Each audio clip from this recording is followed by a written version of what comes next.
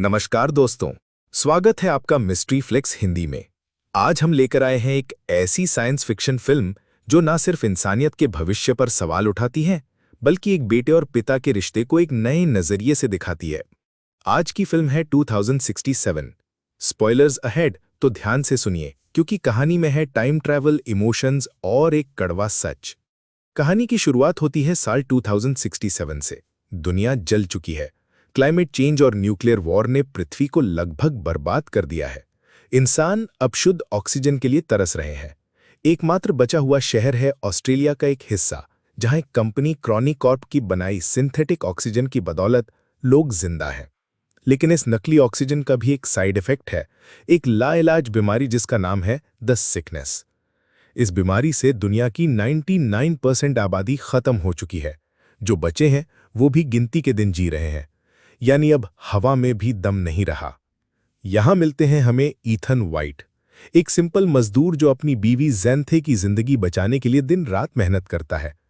ज़ैंथे भी the sickness की शिकार है। भाई साहब के लिए प्यार लिटरली सांसों में बसा है। एक दिन ईथन को बुलावा आता है क्रॉनिकॉर्प की सीटीओ रजीना जैक्सन का। रजीना बताती हैं कि अगर अभी कुछ नहीं किया गया तो इंसान का नामो निशान मिट जाएगा। 20 साल पहले ईथन के पिता डॉक्टर रिचर्ड वाइट एक टाइम मशीन बनाई थी। नाम था क्रॉनिकल। जब उसका टेस्ट किया गया तो 400 साल भविष्य से एक मैसेज आया, सेंड ईथन वाइट। सोचिए, भविष्य से सीधा नाम लेकर किसी को बुलाया जा रहा है।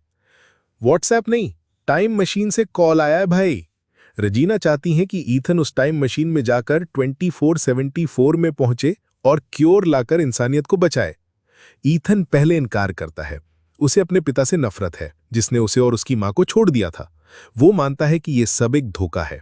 लेकिन उसकी बीवी ज़ैंथे और उसके गार्डियन और दोस्त जूड उसे समझाते हैं, अगर वो नहीं गया तो सब खत्म हो जाएगा। अगली सुबह ईथन एक मेटल फ्लावर पर लिखता है, I will find my way back to you, और चल पड़ता है उस सफर पर जो उसकी जान ले भी सकता है और इंसानियत को बचा भी सकता है। भाई साहब का रोमांटिक साइड भी पिघलाने वाला है। ईथन टाइम मशीन में जाता है और पहुंचता है 2474 में। वो उतरता है एक हरे भरे जंगल में, यानी पृथ्वी ने खुद को रिवाइव कर लिया है। हवा में शुद्ध ऑक्सीजन है, पेड़ पौधे वापस हैं। उसके पास है सिर्फ दो चीजें, एक छोटा कंप्यूटर डिवाइस आर्ची और उसका चाइल्डहुड से पहना हुआ वॉच जैसा डिवाइस। वो एक बंकर के दरवाजे तक पहुंचता है और वहां उसे दिखती है एक लाश, उसकी अपनी, ईथन वाइट की डेड बॉडी। उसके कपड़े, उसका वॉच और उसके सिर में गोली का निशान। टाइम ट्रैवल करके खुद की लाश देखना, ये तो हॉरर भी शर्मा जाए। इसी डर और कंफ्यूजन में ईथन जंगल के जंगली बेरी खा लेता है और बीमार पड़ जाता है। इंपॉर्टेंट सर्वाइवल टिप, बेरी पहले खा के मत देखो, गूगल कर लो। तभी उसकी जान बचाने आता है जूड, जो लैब से उसकी गिरती हेल्थ देखकर टाइम ट्रैवल करके पीछे पीछे आया है। अब दोनों मिलकर चलते हैं आर्ची की गाइड के साथ और पहुंचते हैं एक और डोल तक, जो उन्हें क्रॉनिकॉर्प की फ्यूचर लैब में ले जाता है। यहां ईथन के रिस्ट डिवाइस से दरवाजा खुलता है, जो डीएनए लॉक्ड होता है। फिर मिलता है एक हॉलोग्राम ईथन के पिता रिचर्ड का। डॉक्टर रिचर्ड बताते हैं कि उन्होंने टाइम मशीन इसीलिए बनाई थी कि फ्यूचर की हवा को एनालाइज करके क्योर डेटा वापस भेज सके। लेकिन पहला ट्रायल फेल हो गया क्योंकि 2474 में पावर फेलियर था। फिर किसी तरह एक मैसेज मिला, सेंट ईथन वाइट, और रिचर्ड ने ईथन को डीएनए की बना दिया। पर असली साजिश अभी बाकी है और आप सोचते थे कि आपकी फैमिली ड्रामा वाली सीरीज हैवी है। टाइम मशीन चालू करते ही उसका न्यूक्लियर कोर मैलफंक्शन करता है। अगर 4 घंटे में उसे ठीक ना किया गया तो एक बड़ा धमाका हो सकता है। ईथन और जूड चलते हैं अंडरग्राउंड रिएक्टर की तरफ और रास्ते में उन्हें इंसानों की हड्डियां मिलती हैं। उनमें से एक होती है ईथन की बीवी ज़ैंथी की। हार्ट ब्रेक लेवल ऑक्सीजन भी रो पड़ी होगी। अब ईथन टूट जाता है। फिर वो सुनता है अपने पुराने आर्ची की रिकॉर्डिंग, जिसमें उसके मरने से ठीक पहले एक आवाज आती है, this is the only way. और वो आवाज किसी और की नहीं, जूड की होती है। अब एक शॉकिंग मोमेंट आता है। जूड ईथन पर गन तान देता है और रिएक्टर तक ले जाता है। कहता है, मैं तुम्हें बचा रहा हूं, तुम खुद को नहीं समझ सकते। ईथन को यह सब साजिश लगती है। वो रिएक्टर खोलकर खुद ओवरराइड करता है और टाइम मशीन को स्टेबलाइज कर देता है। जब वो वापसी करता है तो अपने स्केलेटन के पास फिर से पहुंचता है। यानी इतिहास बदला नहीं है।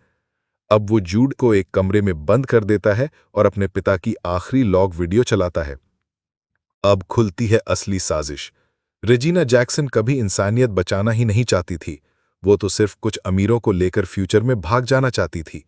डॉक्टर रिचर्ड ने टाइम मशीन को अब्यूज से बचाने के लिए ईथन के डीएनए से लॉक कर दिया था। रेजिना ने डॉक्टर रिचर्ड की हत्या कर दी और जूड को रखा ईथन का गार्जियन बनाकर, ताकि वो ईथन को फ्यूचर में भेजे और मिशन कंप्लीट होते ही उसे मार दे। और हम सोचते थे सिर्फ सास बहू में प्लॉट ट्विस्ट होते हैं। अब ईथन को सब समझ आ जाता है। वो टाइम मशीन बंद करना चाहता है, बट जूड उसे रोकता है। लेकिन गिल्ट में डूबा जूड खुद को गोली मार लेता है। इमोशन का तूफान। अब ईथन अपने पापा की आखिरी इच्छा पूरी करता है। वो भेजता है sent Ethan white message, doctor Richard का मर्डर वीडियो, सैकड़ों हरे भरे पौधे और जैंथी के लिए एक गुड बाय गिफ्ट। वो टाइम मशीन को नष्ट कर देता है। इधर 2067 में रेजिना टाइम मशीन के सामने खड़ी होती है, भागने को तैयार, पर मशीन से आते हैं वो सारे पौधे और मर्डर की रिकॉर्डिंग, जिससे पुलिस उसे अरेस्ट कर लेती है। अब पौधों से धरती को फिर से हरा किया जाता है। इंसानियत को मिलती है एक और चांस।